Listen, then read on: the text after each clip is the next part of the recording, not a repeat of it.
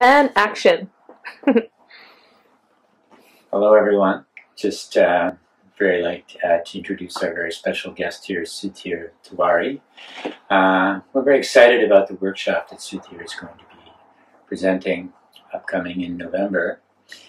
And just wanted to introduce the practice of pranayama by a few questions.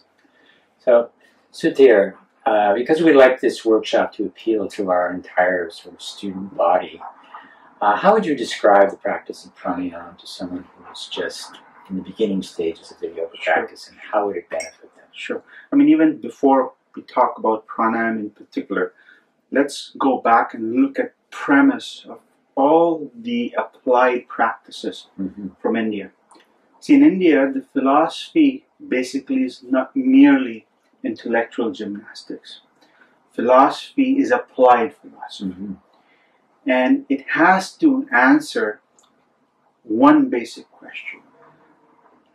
That how can a human being be happy? How can a human being be healthy?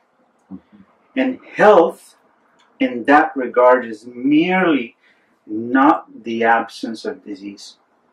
Although absence of disease is the foundation of health. But health has the happiness component added to it. Absence of disease plus happiness. So every single philosophy has to answer that question. And yoga in particular has taken that to heart. Now, what is yoga? Yoga basically is the journey of the self, by the self, to the self. And in doing so, a human being has to be healthy from a physical and a psychological point of view. And that's where the practices entailed in the yogic culture come into play. Mind and body are the sides of the same coin, where asanas take care of the body. Pranayama is a practice that takes care of the mind. And hence its applicability to people from all walks of life, people who are starting yogic practices, people who are in the middle path of the yogic practice, or people who are advanced. Pranayama has its application because they say that the mind has more influence on the body than the body on the mind. And hence it's very important to keep the mind in check. Now, you cannot control the mind directly. If I ask you not to think of a monkey, what would you do? Think of a monkey. So what is connected to the mind? Breath is connected to the mind. So although mind cannot be controlled directly, it can be controlled through the breath. And that's where the pranayama practice is coming to play.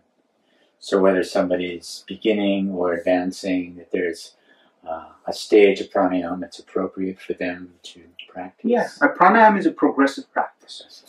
And people who are starting out, can start with pranayamic practices because, again, experience is the key to any yogic practice.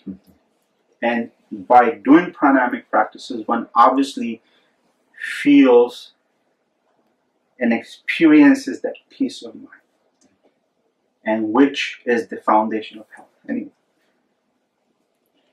Could you maybe describe a little bit about the particular approach of the KavailyaDham and the work that your center has been doing over the years? Sure. See, as far as KavailyaDham is concerned, KavailyaDham doesn't have any of its own tradition. The reason being because tradition in yoga is described based on the principles laid out by Patanjali, laid out by Swatmaram Suri, who were the traditional yogis, following a particular kind of protocol, definition of the practice, technique of the practice, and outcome of the practice. Now, based on that protocol, practices were described. Now, KavailyaDham, what KavailyaDham's approach is, it's a meeting point for tradition and science, where the traditional protocol is followed and verified by means of modern science. So when it comes to the practice of asanas, we follow the definitions as laid out in the text. you follow the techniques, and then you verify the outcome. The same goes with pranayama. You follow the definition, you follow the technique, you experience the practice, and then verify the outcome by means of modern science. Because KavailyaDham has a scientific research department, philosophical research department, Ayurvedic and naturopathic center, and a yoga hospital. So we have a very rich foundation for all of these things to be verified. Amazing. Hope to visit one day. For sure, more than welcome. And then just lastly, because you're speaking of Patanjali, and we do think of Patanjali as the father of, how we know yoga. So Patanjali was describing an eightfold path called Ashtanga Yoga. And in Ashtanga Yoga, Pranayama is the fourth of the limbs. So how would you describe its function in the context of the 8-limb practice? Now, the way Patanjali describes yoga, and there are a lot of interpretations of it, it's described as a discipline. Now, as I had mentioned before, yoga is a journey towards self-discovery. And towards this journey of self-discovery, there are distractions. There could be behavioral distractions. There could be physical distractions. There could be psychological and mental distractions. Now, yogic practices are designed from a very basic point of view to ensure that these distractions don't stay. These distractions dissolve. So behavioral distractions, the way to eliminate or ensure that the behavioral distractions are dissolved, yamas and niyamas, was described by Patanjali. Now, if, for example, you're meditating, or you're trying to meditate, or you're doing a meditation technique, and if your body is aching, would you be able to meditate? If your back's hurting, would you be able to meditate? No. So in order to balance the body, in order to ensure that distraction does not exist, asanas were introduced. So the body was balanced. Now, if you're trying to do meditation practice, and in your mind you're thinking coffee, if you're trying to do meditation practice and you're thinking of something else, would you be able to meditate? No, because that's a distraction. So pranayamic practices were designed to ensure that the mind is not distracted. It's collected, and it's calmed down so it can follow the direction where meditational techniques can be usefully applied.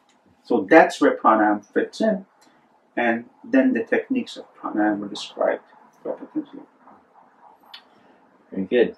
So for any of you that weren't able to attend our retreat this summer, please take the opportunity to experience this workshop with Sudhir. Certainly won't regret it. We're very much looking forward to this workshop.